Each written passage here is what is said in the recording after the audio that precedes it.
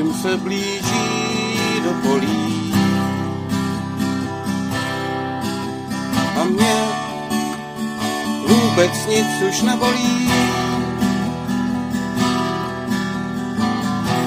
Mě chlad se vkrádá do těla. Do smutku struna zazněla. Smutku, co sídlí v srdci mé. Strachu, že nikam nedojdem. A jestli dojdem, spadneme. Do jámy lvové a zajdeme. Zajdeme na nemoc šílenou. Budeme klečet na kolenou a prosit Boha o milost, aby nám smazal minulost. Minulost příšnou a temnou.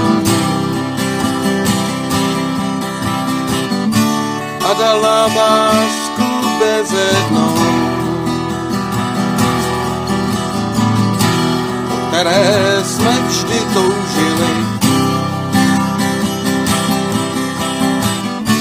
A kvůli ní se soužili. Zavoláme, aby nám ji dal. On na to, já vás nepoznal. Já znám jen syny, dcery své. Ti jsou teď po pravici mé. A vy jste teď po levici. Nad vámi ortel visící. Nad vámi Bůh teď nemá moc. Pro vás teď bude temná noc. Noc temná, dlouhá a končící.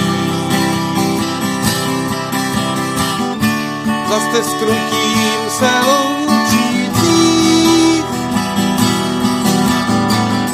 loučících s vaším životem.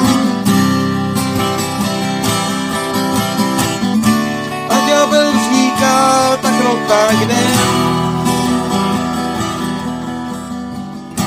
To bylo všechno moc smutné. A já jen říkám, tak takhle ne. Každý má život v rukou svých a není vůbec žádný hřích.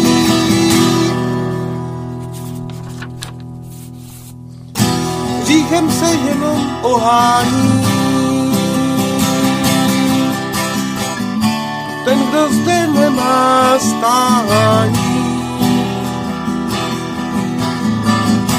Ten, kdo chce do nebe jen plout.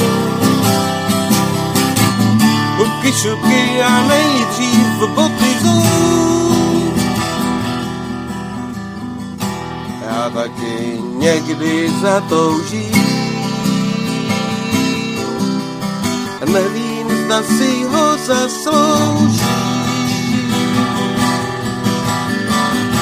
Mě nechce života se vzdát a smrt se začíná jen smát. Směje se smíchem příšerným, otvírá ho Bůh stán černý. až mě celýho podře, tak spadnu do hrnce, který vře. A na to všechno já kašlu, a já si nehodím mašlu. Pohladím jenom svýho psa a už na to budeme dva. Ten pes je velký kámoš můj, přesto je stále jenom svůj. Doprovází mě životem, čeká doma za plotem. Já budu jako ten můj pes, samotný včera, zítra, dnes. A jestli s Bohem se potkám, pošlu ho přímo rovnou k vám. A až se s ním potkáte vy, tak ať se nikdo nediví, že ten Bůh sídlí uvnitř nás a je plný